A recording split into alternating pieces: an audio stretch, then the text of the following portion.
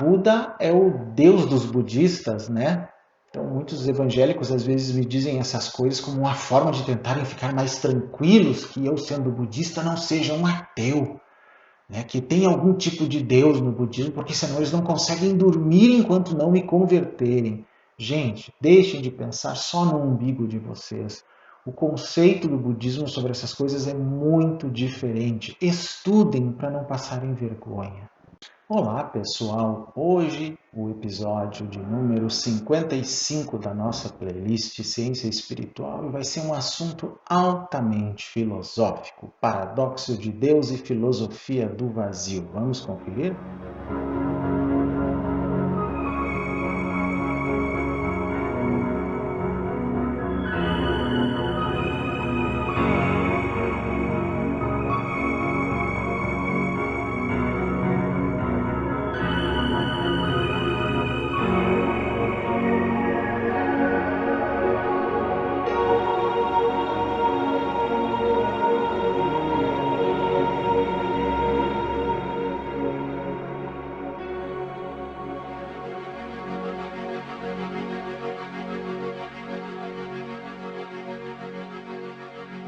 Já faz tempo que eu não trato de algum tema altamente filosófico aqui na nossa playlist e hoje eu resolvi tratar de um tema bastante complexo, mais do que polêmico, ele é complexo de se tratar num vídeo assim para o grande público, um vídeo mais introdutório. Tem a ver exatamente com o tema, né? O título desse vídeo, que é Paradoxo de Deus e Filosofia do Vazio. Na verdade, nós vamos confrontar, claro, de um modo sadio, filosoficamente falando, né? Esse conceito, digamos, ocidental, embora não seja só ocidental, de uma divindade, no sentido de um Deus criador, mas que não é só isso, existem várias formas de crença em Deus e que não são muito compatíveis entre si, certamente. E uma crença oriental que não é baseada na existência de uma divindade, mas de ou ausência dela, ou um princípio, ou uma coisa que é uma consciência que não é um ser, e também tem o conceito de vazio no budismo. E o que é isso? As pessoas estão acostumadas a achar que apenas o conceito de uma divindade faz parte das religiões ou de alguma espiritualidade, e que qualquer espiritualidade ou religião que não tenha um conceito de divindade seria imoral, por exemplo, ou satânica, ou coisa assim. Mas eu vou dar uma notícia para vocês. Mesmo o satanismo, né, que é uma crença que existe, existem muitos praticantes, ele é incrivelmente teísta, ele não é ateu. Ele depende da crença em um Deus para que exista, porque Satã seria um opositor de Deus. Então, mesmo o satanismo é teísta até os ossos, como se diz. Mas para começar esse vídeo fazendo esse, digamos, ponto e contraponto nessas duas crenças, eu vou falar um pouquinho da minha relação com a religião, com a espiritualidade, com o teísmo e outras coisas assim ao longo da minha vida. Eu nasci de uma família católica de certa forma semi-praticante, porque na verdade nós íamos à missa, pelo menos todos os domingos. Eu cheguei a fazer a primeira comunhão. Antes da crisma eu saí do catolicismo, mas né, a família tinha sido toda crismada. Depois, ali pelos meus 16 anos, mais ou menos, até antes, na verdade, acho que lá pelos 14 já eu estava envolvido com o espiritismo. Depois, mais tarde, lá pelos meus 23, 24 anos, eu comecei o estudo da teosofia, que acabou me levando a conceitos como a cabala, o ocultismo. Lá por 1994, 95, aí sim eu comecei a me aproximar do budismo, que eu pratiquei como algo exclusivo por muitos anos. Depois eu fui conhecendo o pensamento sistêmico, o chamado pensamento emergente também, que envolve várias correntes, né, que são uma espiritualidade mais moderna, como a chamada espiritualidade evolucionária de Carter Phipps, que eu já falei aqui num vídeo, a teoria integral de Ken Wilber, que eu já falei esparsamente também aqui em vídeos, a visão sistêmica de Fritjof Capra, aquele famoso escritor que é físico, né, o autor do Tal da Física, e mais recentemente o conceito de ciência espiritual, que também inclui tudo isso que eu falei, principalmente a visão sistêmica, que tem sido desenvolvida por Steve Taylor, né, um britânico, um psicólogo britânico. Mas existem outros autores que eu citei em vários vídeos dessa nossa playlist ao longo desse último ano, né, desse primeiro ano da nossa playlist. E aí veio vindo, né? Eu li muitos livros nesse tempo, não sei quantos mil livros já na minha vida. E um livro em especial me chamou muito a atenção ultimamente e eu acabei fazendo uma tradução de estudo desse livro, que é o livro Não Dualidade no Budismo e Além, de David Robert Loy, que é um zen budista, mas é também um grande pesquisador acadêmico do budismo e do não dualismo. O que é o não dualismo? O não dualismo é a ideia de que a dualidade que nós vivenciamos, né, no nosso dia a dia é uma percepção incorreta da realidade como ela é. E que apenas uma percepção sem essa dualidade do eu e o outro, por exemplo, né, poderia permitir que nós entendêssemos a realidade como ela é, ou um termo que o budismo chama de tathata, ou tal qual é, né, a talidade, como se traduz também. Ou seja, uma realidade das coisas que está além da minha percepção limitada e enviesada pelos meus órgãos dos sentidos, minha interpretação neural e todo um processo aí. Bom, alguns dizem que nós nunca sequer conheceremos essa percepção além de nós mesmos. É possível que sim, é o que diz a ciência até aqui. Os budistas discordam, dizendo que os budas chegam a essa talidade. É uma questão de se confirmar, né? Mas esse livro de David Loy, Não Dualidade no Budismo e Além, que ele escreveu inicialmente em 1988, depois publicou em 89, que até tinha outro título ainda na época, que era Não Dualidade, um estudo em filosofia comparativa, foi republicado em 2019 pela Wisdom Publications, que é então a edição na qual eu fiz essa tradução de estudo que nós vamos usar em partes desse vídeo. Inclusive, quem quiser gratuitamente esta tradução de estudo que eu fiz do livro de Loy, pode solicitar pelo meu e-mail peisteco@gmail.com, que eu mando para você sem nenhum custo. Mas eu já digo, é uma obra complexa, de filosofia complexa mesmo, e vocês vão ter que estudar o texto para começar a entender ao que ele se refere. Aqui eu só vou dar algumas bases, na verdade. Mas antes de entrarmos no nosso primeiro conceito, que será o de Deus, depois nós entraremos no conceito de vazio, mas isso que eu vou falar agora pode ser utilizado em ambos os casos.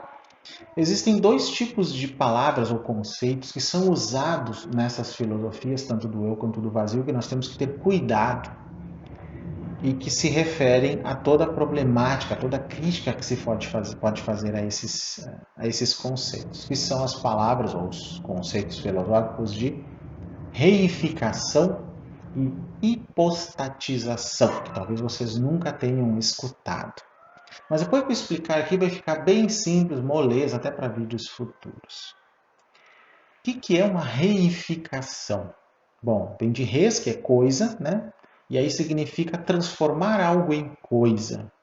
Uma objetificação, ou coisificação, que é em si uma operação mental que consiste em transformar conceitos abstratos em objetos ou mesmo tratar seres humanos como objetos, como acontece na visão do marxismo, por exemplo.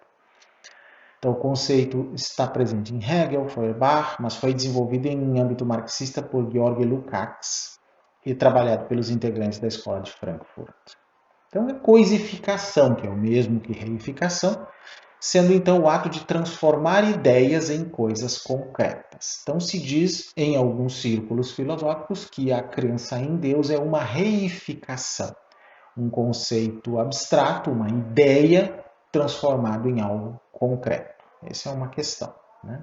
Hipostatização. Bom, essa palavra vem de hipóstase, que é um termo grego clássico, né, que significa substância. E ele pode se referir à natureza de algo, ou a uma instância em particular daquela natureza. Então, durante as controvérsias cristológicas e trinitárias nos séculos 3 e 4, o segundo significado prevaleceu no uso da doutrina. O termo passou a ser um sinônimo da palavra latina persona, o indivíduo de uma natureza racional. A partir do século IV, passou a ser contrastado com o termo ousia, como significando realidade individual nos contextos cristológicos e trinitários. O termo ainda é utilizado em grego moderno com o significado de existência, juntamente com o termo hiparxis e tropos hiparxeus, e esse último significando então existência individual. Nos concílios ecumênicos, a terminologia do termo foi clarificada e padronizada para que a fórmula três hipóstases em uma úsia, essência, né, fosse aceita como epítome da doutrina ortodoxa sobre a Trindade, de que o Pai, o Filho e o Espírito Santo são três diferentes hipóstases em uma única divindade. Então, a palavra também é utilizada para se referir à divindade de Cristo, na chamada união hipostática de suas naturezas, divina e humana, em uma única hipóstase. Nas obras do cristianismo primitivo, o termo é utilizado para denotar o ser, ou a realidade substantiva, e nem sempre é possível distinguir o seu significado do da palavra ousia, essência. Né? Ele foi utilizado dessa forma por Tatiano, Orígenes, né? E no Credo de Nicéia também. Então, foi principalmente sob a influência dos padres capadócios que a terminologia foi padronizada para ser utilizada na definição ortodoxa da trindade do cristianismo. Esse consenso, porém, não foi conquistado facilmente. Os teólogos no Ocidente traduziam hipostasis como substância, e entendiam que os teólogos orientais, quando falavam em três hipóstases na divindade, estariam falando de três substâncias, gerando confusão e acusações de triteísmo, né? A partir de meados do século IV em diante, a palavra passou a ser contrastada com ousia e utilizada para significar realidade individual, especialmente nos contextos trinitários e cristológicos. Ou seja, digamos aqui que hipostatizar significa dar um foro de ser ou de existência, ou de alguma coisa que existe de fato ou de realidade, a algo que necessariamente não a tenha nesse sentido, né? No artigo Questões de Método, que serve de introdução ao livro Crítica da Razão Dialética, do filósofo francês Jean-Paul Sartre, podemos obter um bom exemplo do emprego contemporâneo do termo hipóstase. Ele diz o seguinte nesse livro. Para alguns, a filosofia aparece como um meio homogêneo. Os pensamentos nascem e morrem nele, os sistemas nele se edificam para nele desmoronar. Outros consideram-na como uma certa atitude cuja adoção estaria sempre ao alcance de nossa liberdade. Ainda para outros é vista como determinado setor da cultura. Em nossa opinião, a filosofia não existe. Sob qualquer forma que seja considerada, essa sombra da ciência, essa iminência parda da humanidade, não passa de uma abstração hipostasiada. De fato, existem várias filosofias, ou melhor, porque nunca encontrareis em determinado momento mais do que uma que seja viva, em certas circunstâncias bem definidas, uma filosofia se constitui para dar expressão ao movimento geral da sociedade. E enquanto vive, é ela que serve de meio cultural aos contemporâneos. Esse objeto desconcertante apresenta-se simultaneamente sob aspectos profundamente distintos, cuja unificação opera constantemente. Então, nesse parágrafo, o Sartre demonstra como a ideia de uma filosofia, normalmente designada por nós como a filosofia, na verdade, só existe em nossa mente. O que a história demonstra é que cada período possui a sua filosofia, não podendo unificar tudo isso ao nome de a filosofia. E isto corroboraria um argumento de David Loy no seu livro, né, Não Dualidade, de que os antigos orientais, tanto budistas quanto hinduístas e jainistas, não têm alguma coisa que corresponda à filosofia moderna ou mesmo à filosofia grega. Eles têm uma outra forma de ver isso. Digamos, usando esse argumento de Sartre, faz um certo sentido, que nós não podemos falar em a filosofia como uma coisa una. Bom, polêmicas à parte, a partir daí, né? Vamos para o conceito de Deus, então, usando essas noções que eu acabei de passar para vocês. Bom, tratar algo abstrato como sendo concreto, ou seja, reificar, e atribuir uma substância ou existência a algo abstrato, hipostatizar, são as duas artimanhas filosóficas no conceito ocidental de Deus. Esta é a proposição polêmica. Outro ponto. A visão ocidental atual de um Deus criador pessoal se tornou hegemônica, a ponto de ignorar qualquer outra visão teísta, como a impessoal hindu, o panteísmo dos indígenas, o xamanismo siberiano, ou tantas outras formas de teísmos e politeísmos e panteísmos e panenteísmos, até já falei disso num vídeo, né? que existem pelo mundo da antiguidade e que alguns sobrevivem até hoje. Então, esse teísmo ocidental moderno ele criou a ideia de que apenas com a crença em Deus existe religião, espiritualidade e até moral. A prova disso são referências não pouco frequentes, até na mídia, referências preconceituosas, né? No caso de criminosos, por exemplo, em que as pessoas falam foi falta de Deus, é falta de Deus no coração. Bom, o budismo não tem Deus e não é feito de criminosos, gente. O taoísmo também não tem Deus e não é feito de criminosos. O jainismo não tem Deus e não é feito de criminosos. E assim por diante, né? Tem várias religiões assim. Pelo contrário, então isso é uma afirmação preconceituosa, muito petulante, muito agressiva, que não faz o menor sentido. Mas só para dar uma ideia para vocês de como esses conceitos sobre Deus são muito variados e nem sempre conversam entre si, eu escolhi 4 tipos de definições aqui e mostram a gravidade do que eu falo. Primeiro tipo de teísmo eu chamei de panteísmo, seja xamânico, celta, druida, dos indígenas, até dos neo-xamanistas, não importa, é um panteísmo. E eu falei isso já num vídeo, né? Sobre o monismo, né? Então, nesse panteísmo é Deus na natureza, como eu já falei antes, né? Deus no todo, então ele está esparso na natureza, está imerso na natureza. Então, geralmente esse tipo de panteísmo é não evolucionista, porque se Deus já está na natureza e nós fazemos parte da natureza, a única coisa que esse panteísmo prevê é a integração humana na natureza na qual esse Deus está imerso. É a visão dos antigos celtas, a visão dos antigos xamânicos e tudo mais. Então não se vê a necessidade de uma evolução, apenas uma imersão para se participar da identidade daquela, digamos, divindade que está por tudo. Isso é o panteísmo. Essa é uma noção muito diferente do chamado teísmo impersonalista, ou impessoal, que é, por exemplo, o teísmo do hinduísmo bramânico, né? Principalmente do Brahman do Advaita Vedanta. Porque ali se imagina uma identidade entre a alma humana, chamada Atman, e Deus, chamado Brahman. Então, Deus, nesse caso, é impessoal, não ativo no mundo como o Deus cristão. Ele não tem aquela influência direta como se encontra de Deus na Bíblia, por exemplo. E essa é uma visão bem diferente da do panteísmo. Ele não está misturado no mundo da forma que os panteístas acreditam que Deus esteja. Porém, a terceira ideia é totalmente contrastante com as duas primeiras, que é o que eu chamo de teísmo personalista ocidental. Não só ocidental, começou na Ásia Menor, ali do parcismo para cá, né, da Pérsia para cá, mas de certa forma já podemos hoje considerar ocidental. Que é a visão de Deus, Theos em grego, né, em que Deus é um ser, é criador, é destruidor e é julgador. Então, o Krishna dos Vaishnavas, ou os Hare Krishna, também é desta natureza, também é personalista. Não é como o Brahma do Advaita Vedanta, por exemplo. Então, sua noção se desenvolveu, no caso do Krishna dos Vaishnava, na Idade Média, como confrontação à expansão islâmica na Índia. Então, foi uma das formas, né?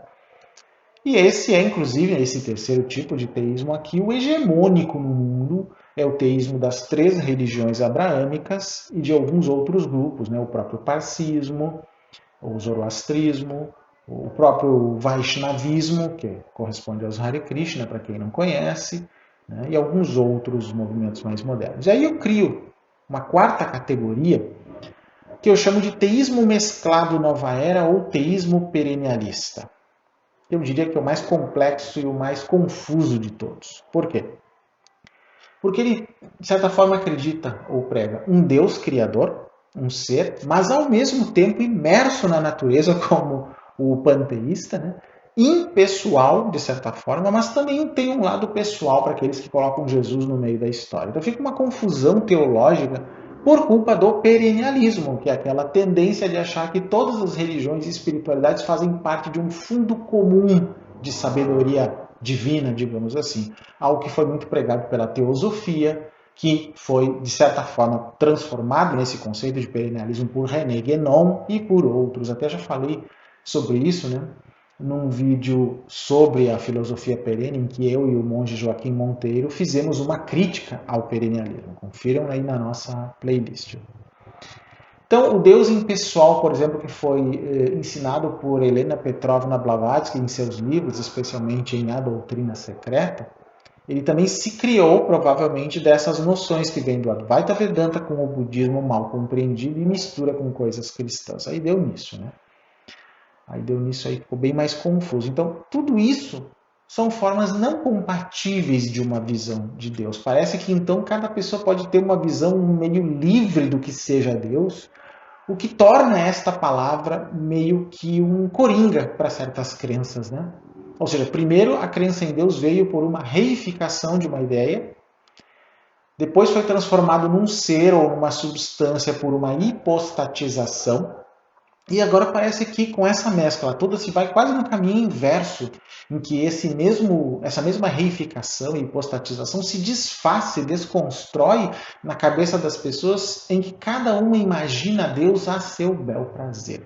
Ou seja, no final da história, ninguém acredita na mesma coisa. E aquilo que parece tão fixado na nossa sociedade ocidental, que é o crer em Deus, é um sem número de crenças diferentes que não se equilibram entre si. Elas muitas vezes se contradizem entre si.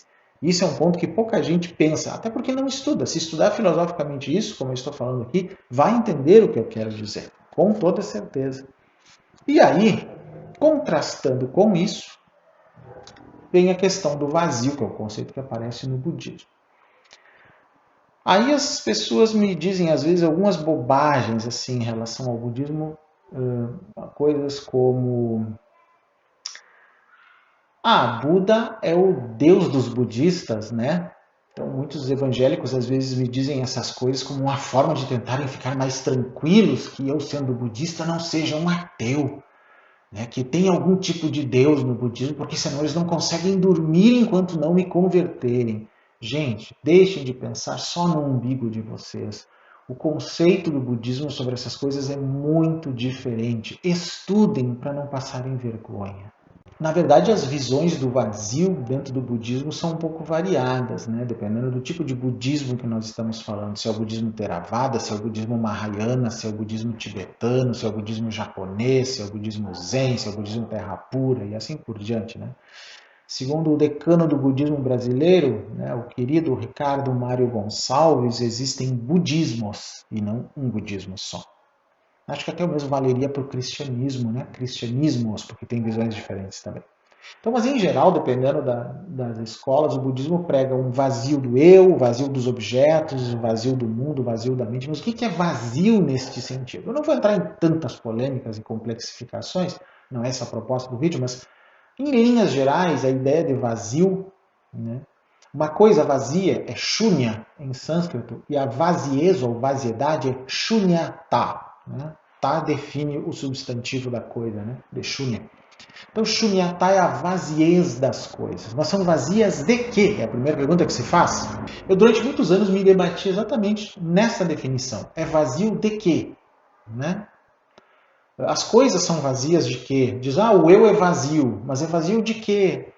Os objetos que nós vemos são vazios de quê?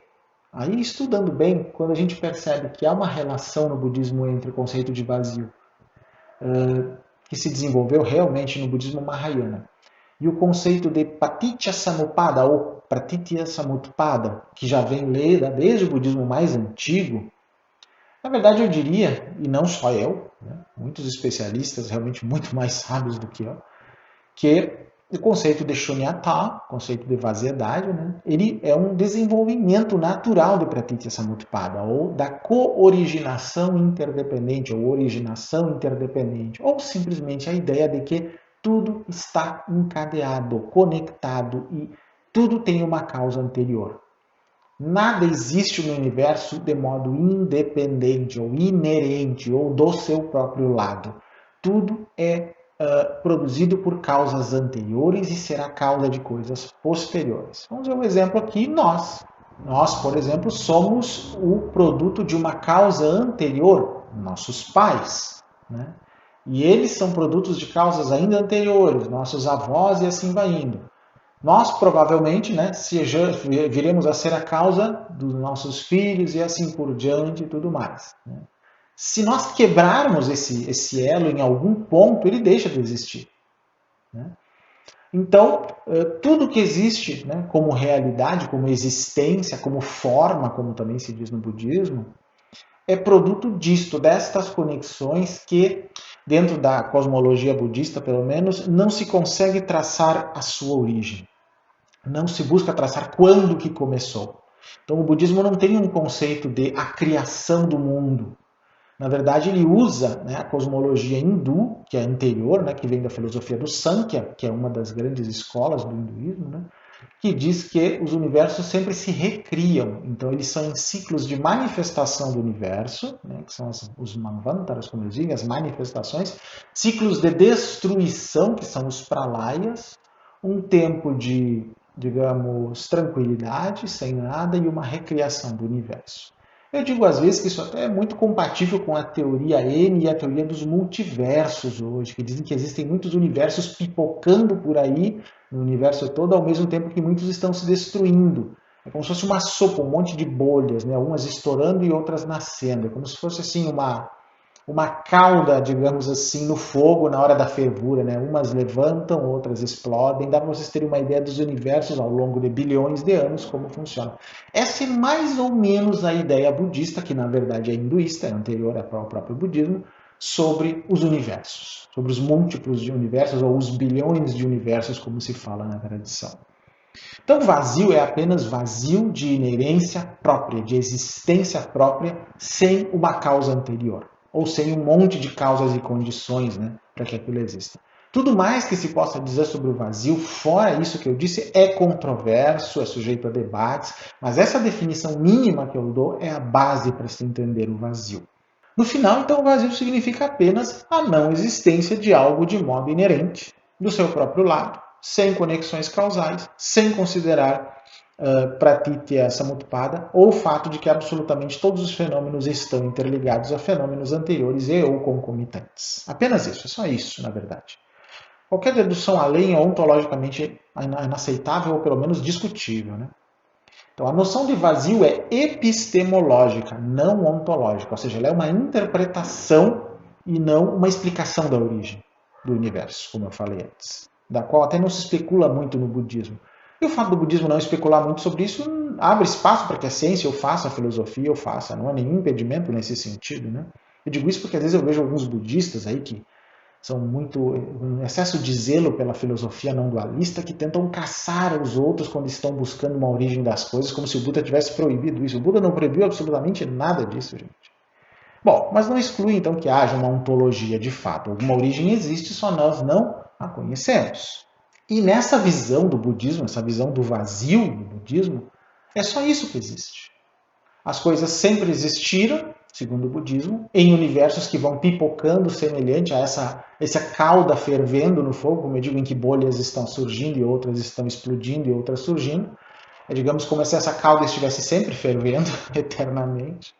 Então, esse universo é apenas um de muitos que já existiram, de muitos que irão existir. Isso acontece de um modo, não digo automático, os textos não usam essa palavra, mas de um modo espontâneo, que eu acho que é a palavra mais adequada. Espontâneo como uma propriedade emergente do universo. Falando em visão sistêmica moderna, usando termos que Fritjof Capra usa, eu acho que isso tem mais a ver. É como se o universo tivesse uma propriedade emergente de produzir vida, produzir consciência, produzir formas, variadas formas. A evolução darwiniana viria dessa capacidade do universo, dessa propriedade emergente dos sistemas. E é bem interessante essa visão. O que eu estou falando pode ser muito complexo para vocês, e se for, não fiquem preocupados com isso e nem se sintam desencorajados em continuar o vídeo. Vai fazer mais sentido daqui a pouquinho. Mas o objetivo mais desse vídeo é realmente incitar em vocês a curiosidade em conhecer coisas mais profundas sobre isso. Eu até já falei em vídeos anteriores e em vídeos futuros eu vou continuar desenvolvendo alguns desses conceitos. Mas para a gente poder ir além nesse sentido e falar que uma espiritualidade transcendental diferente pode ser trabalhada a partir daqui, que eu chamo então de ciência espiritual também, eu vou ler alguns trechos do livro Não Dualidade no Budismo e Além, de Loy, em que ele fala dessa não dualidade, né? E aí eu vou explicar o que é e os tipos de não dualidade que ele falou e como isso implica nessas crenças de Deus, do vazio, de transcendência e tudo mais. Vamos lá então. Ele diz assim: quantas não dualidades existem? Nenhum conceito é mais importante no pensamento filosófico e religioso asiático do que a não dualidade. Em sânscrito, Advaya e Advaita. No tibetano é Nime, no chinês Pu'er, japonês Funi.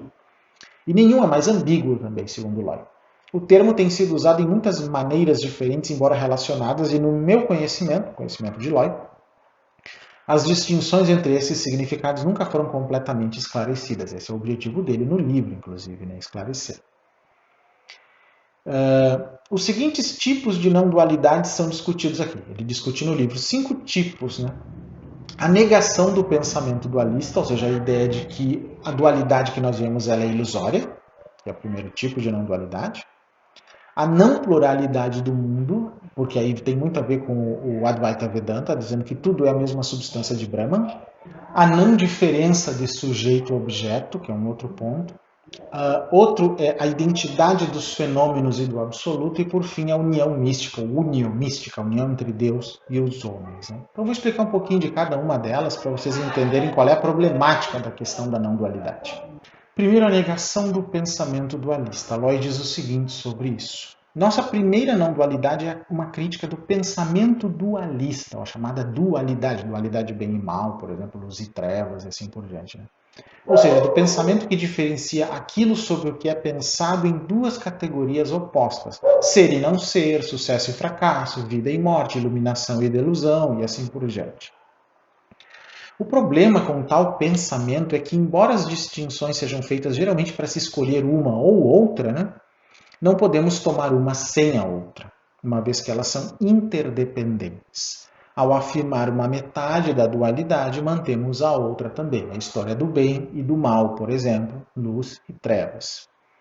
Há um pensamento de Nagarjuna aqui que ele cita nesse sentido, que é um grande filósofo do budismo Mahayana, que disse sobre isso o seguinte: sem relação com o bom, não há ruim, na dependência da qual formamos a ideia de bom.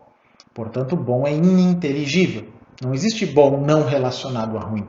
Todavia, formamos nossa ideia de ruim em dependência disso. Portanto, não há mal. Sim, uma coisa sempre está na dependência da outra. Né? Então, essa é a primeira negação que Loi faz no livro dele, de que isto é uma ilusão. Essa divisão em categorias opostas. Segunda chama-se a não pluralidade do mundo. Um pensamento do Katha Upanishad diz o seguinte, um trecho. O que está aqui, o mesmo está lá. E o que está lá, o mesmo está aqui. Vai de morte em morte. Quem vê alguma diferença aqui? Somente pela mente Brahman deve ser realizado. Então não se vê nela nenhuma multiplicidade. Se vai de morte em morte, quem vê nela alguma multiplicidade. Aí continua Loi. É devido à sobreposição do pensamento dualista que experimentamos o próprio mundo dualisticamente, em nosso segundo sentido. Ou seja, como uma coleção de objetos discretos, ou seja, distintos, descontínuos, um deles sendo eu interagindo causalmente no espaço e no tempo. A negação do pensamento dualista leva à negação dessa maneira de experimentar o mundo. Isso nos leva ao segundo senso de não dualidade, que o mundo em si é não plural, porque todas as coisas no mundo não são realmente distintas umas das outras, mas juntas constituem um todo integral. O que ele quer dizer é que a nossa mente separa em pedaços as coisas, seja em nível temporal, na memória, em nível visual, pelas limitações até da nossa capacidade de percepção, transforma em pedaços, nomeia esses pedaços, conceitualiza, cria palavras para esses pedaços de um modo mais ou menos ou aleatório e até arbitrário, e não igual de povo para povo, porque as línguas têm variações nesse sentido, e por isso essa divisão também seria ilusória. Então, por isso que se fala que no final o mundo é não plural. Nós é que vemos ele como plural, ele é uma coisa contínua. Isso faz um sentido filosoficamente, né? A relação entre esses dois sentidos da não dualidade é mostrada por Huangpo no início de seu registro de Chungcho. Todos os Budas e todos os seres sencientes não são nada além da mente una, além da qual nada existe. Essa mente que não tem começo é não nascida e não destrutível. Não é verde nem amarelo e não tem forma nem aparência. Não pertence às categorias de coisas que existem ou não existem, nem pode ser pensada em termos de novo ou antigo. Não é longa nem curta, grande nem pequena, pois transcende todos os limites, medidas, nomes, traços e comparações. É isso que você vê diante de si. Comece a refletir sobre isso e imediatamente caia no erro. Isso afirma mais do que qualquer coisa, continua Loy, que tudo é composto de alguma substância indefinível. A unidade de tudo no mundo diz que cada coisa é uma manifestação de um todo espiritual, porque a mente una incorpora toda a consciência e todas as mentes. Esse todo indivisível, sem nascimento e sem morte, foi designado por uma variedade de termos, assim como a mente una, o Tao, Brahman, o Dharmakaya e assim por diante. Aí vocês podem dizer, Brahman? Mas Brahman não é o deus dos hindus, o deus impessoal? Sim. Mais adiante aqui ele vai explicar como que o conceito de Deus, independente do tipo, pode ser uma forma de explicar esta mente una, e o conceito do vazio, que tem a ver com o Dharmakaya também aqui, pode ser outra forma, uma outra perspectiva para explicar essa mesma coisa. Uma reificando e a outra não. Terceiro tipo é a não diferença de sujeito e objeto. Como assim? Bom, nós vimos as conexões, como diz Loy, entre as duas primeiras dualidades. É por causa de nossas maneiras dualistas de pensar que percebemos o mundo de maneira plural. A relação entre as não dualidades correspondentes é paralela. O mundo, como uma coleção de coisas discretas, incluindo eu no espaço e no tempo, não é algo objetivamente dado, que apenas observamos passivamente, embora os antigos pensassem que sim, Se nossos modos de pensar mudam, esse mundo muda também para nós. Sim, muda para nós. Aliás, eu li uma matéria esses dias sobre as cores, como elas são processadas no nosso cérebro, e pesquisas bem recentes se deram conta de que cada pessoa tem uma percepção de cores diferente da outra. Nenhuma pessoa vê o azul do mesmo jeito, o vermelho do mesmo jeito, o amarelo do mesmo jeito. E nem estou falando de daltonismo, gente. Estou falando de pessoas que têm uma visão normal.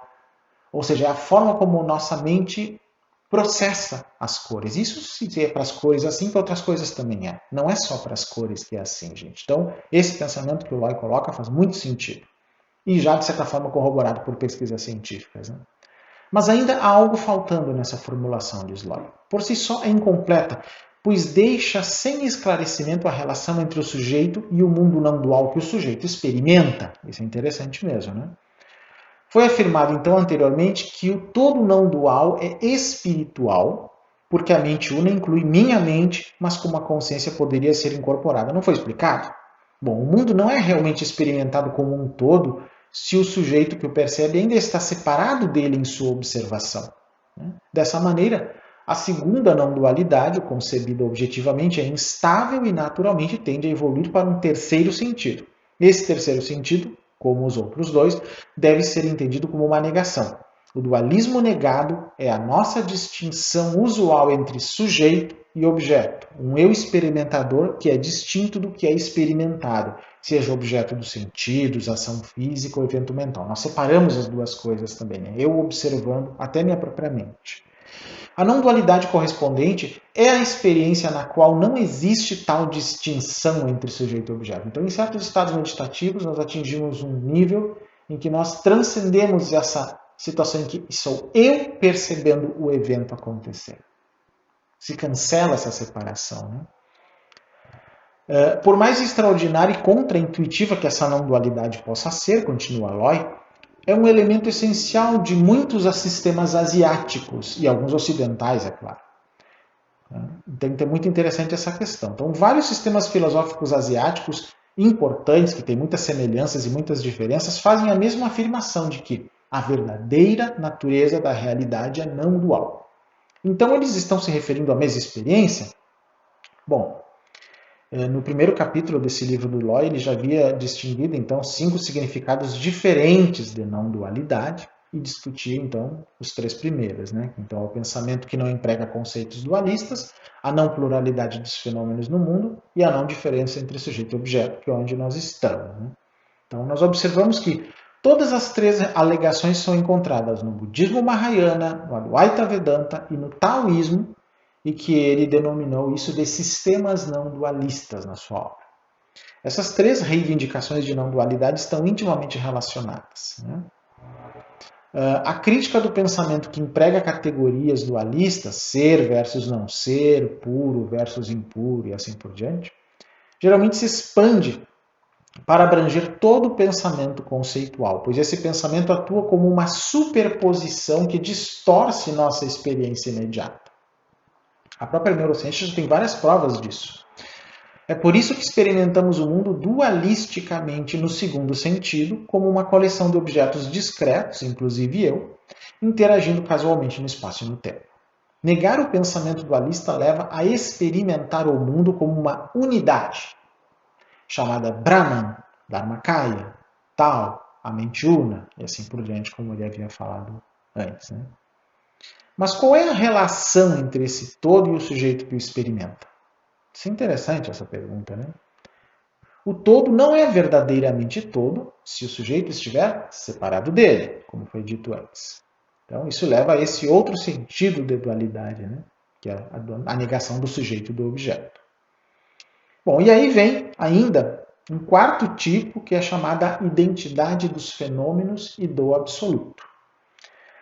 A natureza do nirvana é o maior problema da filosofia budista, provavelmente porque o próprio Buda se recusou a especular sobre ele.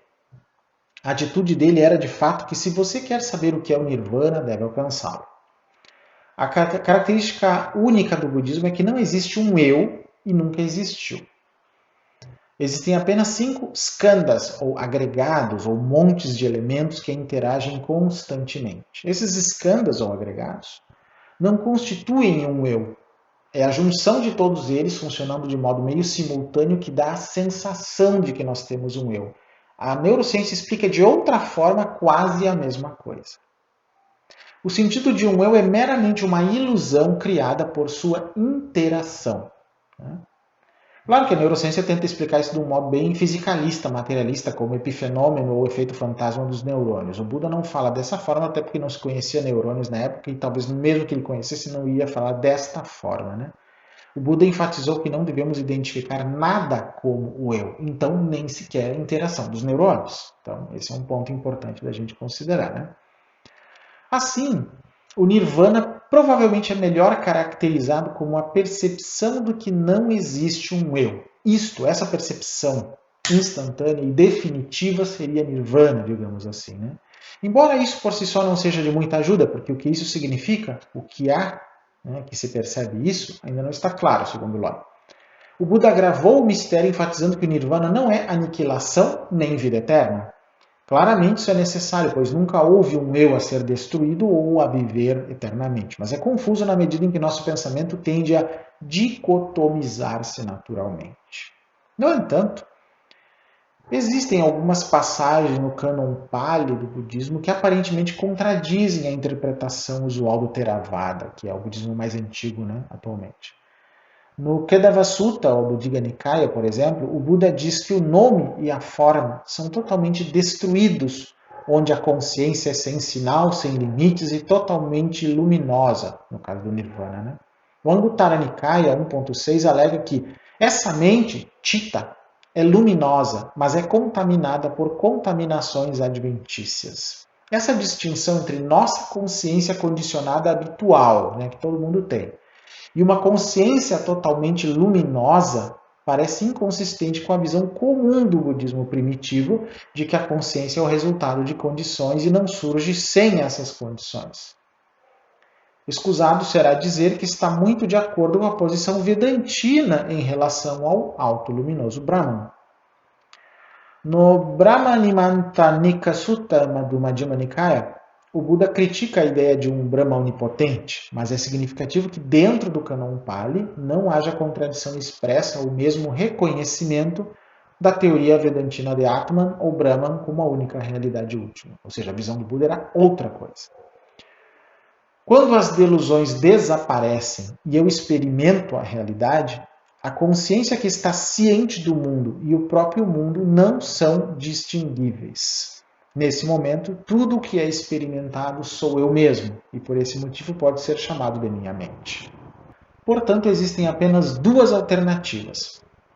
relações de causa e efeito entre objetos discretos construídos pelo pensamento, manipuladas por ou manipulando um sujeito construído pelo pensamento, ou toda a condicionalidade não dual, para ter essa montpada, experimentada como liberdade incondicional, que é as coisas como são, é que é a realidade.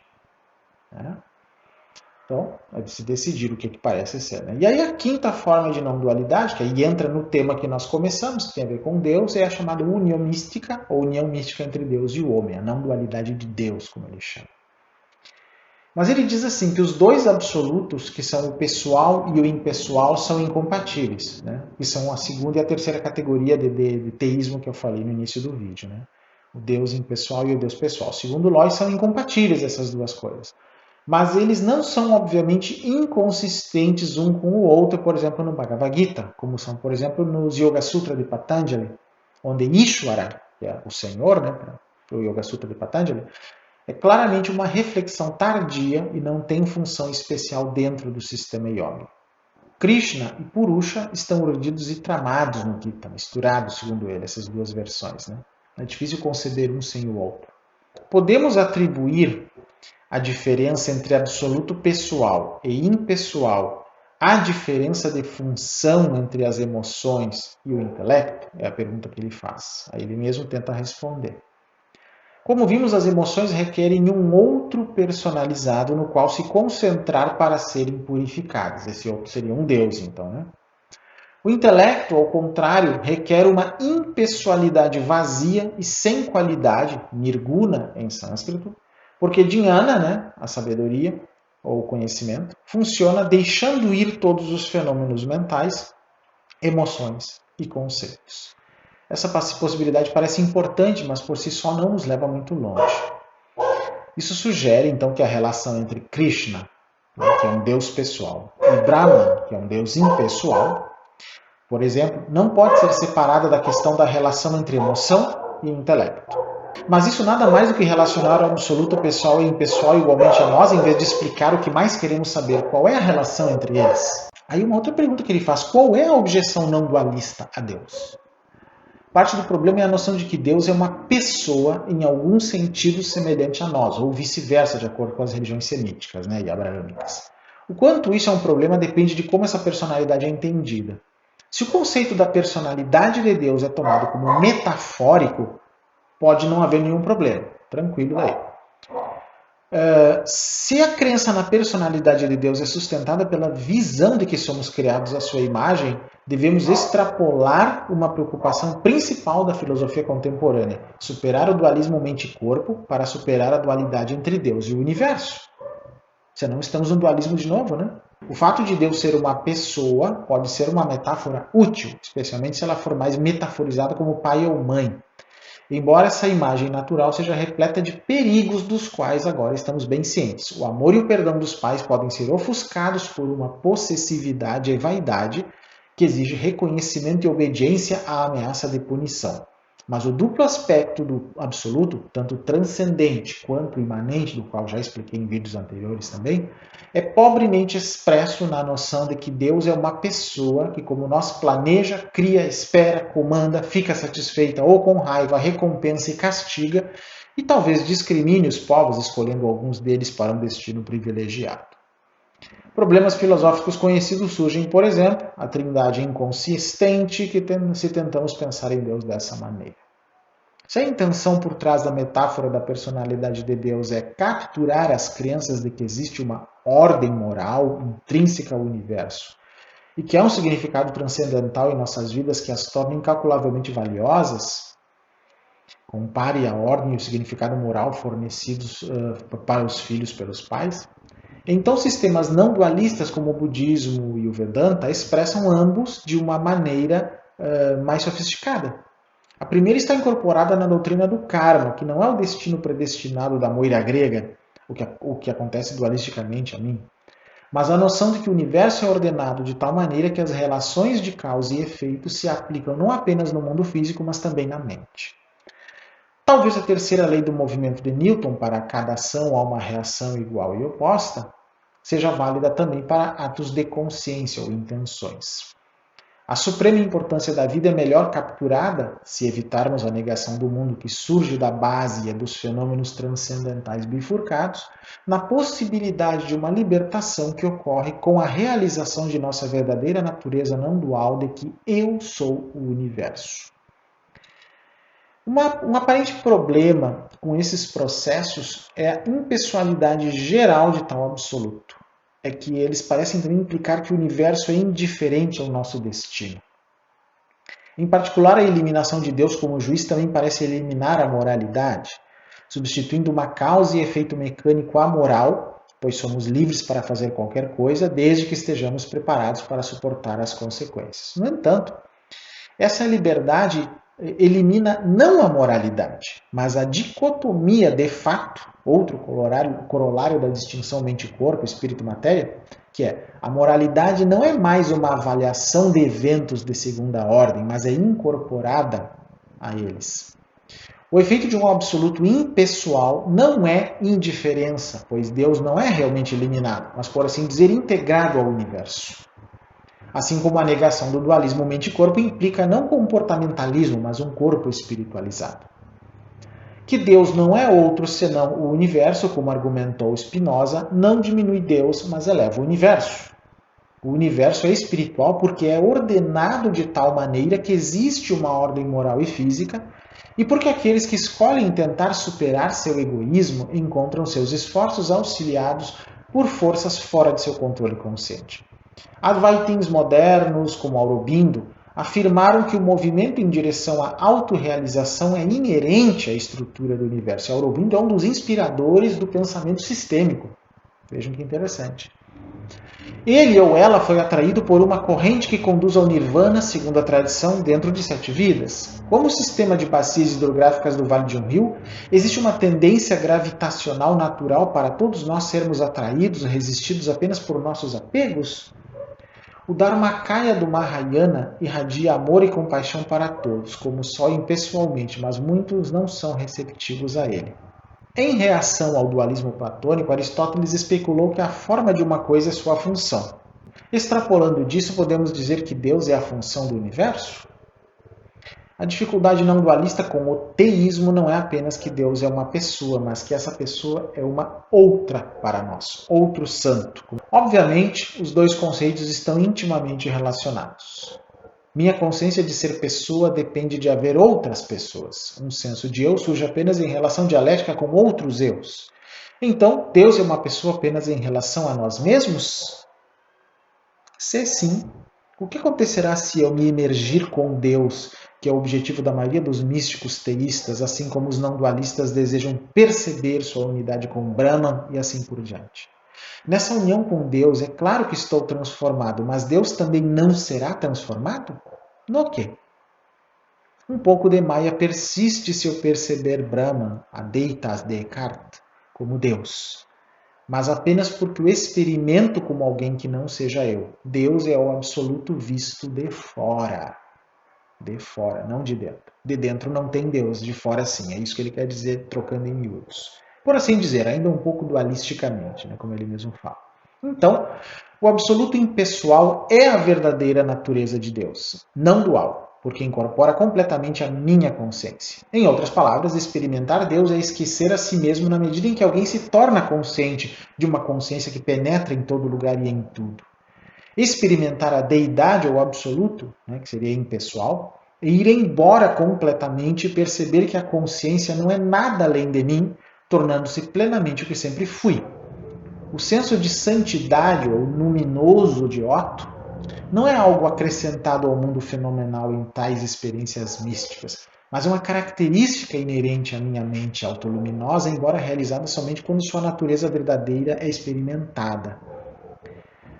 Certamente o conceito de Deus como pessoa é preferível a um Shunyata budista mal entendido como algo estático ou nihilista por alguns, ou a um Brahman tão abstrato e sobrenatural que não tem relação com nossas vidas.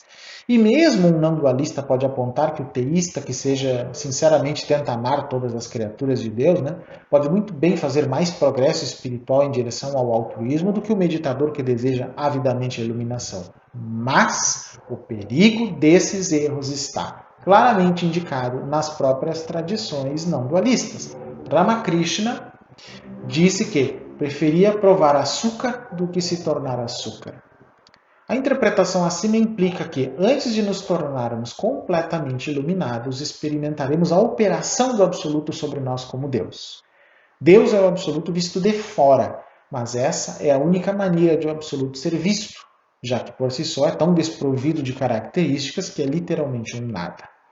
Deus é Deus apenas em relação a mim, mas quando não há mais um eu, a busca espiritual termina. E assim David Lloyd concilia o teísmo com o não teísmo, por exemplo, do budismo, e até com o teísmo impersonalista do Advaita Vedanta, ou o nem teísmo do taoísmo, incrivelmente. Claro que o livro é mais complexo do que isso que eu li, mas eu dei algumas ideias básicas do que ele quer dizer com isso. Então, concluindo, quais seriam as proposições de uma nova espiritualidade baseada nisso? Primeiro, o conceito de Deus está desgastado da forma como ele é visto. A mente ou a consciência é o fundamento do universo e não a matéria ou a energia sequer, seja escura ou não. Essa consciência primordial não é um ser, mas tem cognição e propósito. Esse propósito não é moral. Tudo, absolutamente tudo no universo é conectado, interligado, causas e condições. Nada existe por si mesmo e separado do todo. Então todas as percepções individualizadas são reificações, como eu falei no início do vídeo. Nossa percepção do todo é dualista e, portanto, não abarca o todo de modo completo, que seria não dualista. De modo dualista, percebemos um Deus, é ver Deus, né, do lado de fora. De modo não dualista, não, ver do lado de dentro. Meditadores e seres altamente realizados espiritualmente percebem as coisas diretamente da não dualidade. E assim, deixo para vocês refletirem, sei que é bem complexo isso tudo que eu falei, com certeza. Mas espero que aguce a curiosidade de vocês até em ler esse livro do David Lloyd. Como eu disse, vocês podem pedir para o meu e-mail, paystech@gmail.com, e eu mando gratuitamente para vocês essa tradução de estudo que eu terminei no ano passado. Espero que tenham gostado desse vídeo. Se gostaram, curtam, compartilhem, assistam quantas vezes quiser, né? Porque é um vídeo complicado. Se inscrevam no canal, divulguem o nosso canal, né? Que felizmente está crescendo bastante, graças a vocês. E na próxima semana eu retorno com algum tema muito interessante. Até lá, então.